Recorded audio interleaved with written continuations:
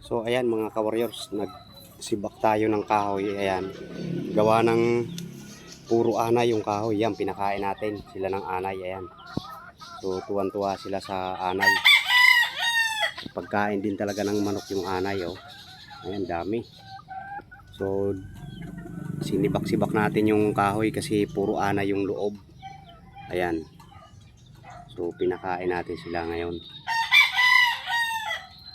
Ayan nga pala mga ka-warriors, yung 3 times winner natin yan, si Gilmore Hats. Ayan, tapos itong ating talisay, yan ang anak. Yan, yan ang nanay, anak siya.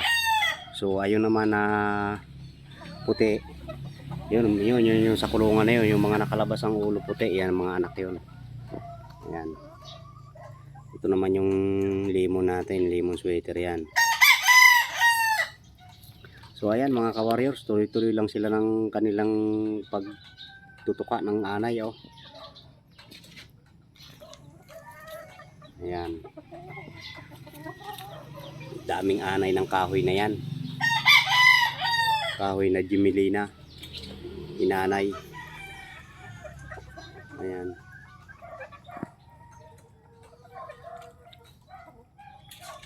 ayan oh.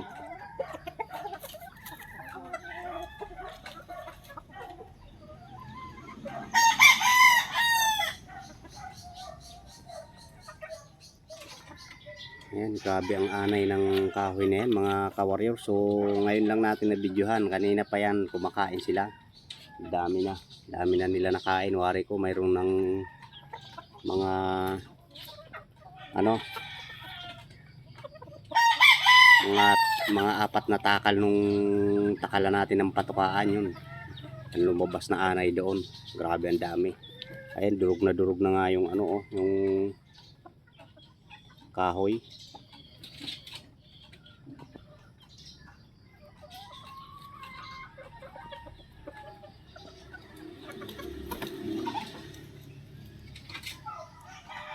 Ayan, unti-unti nang umaalis.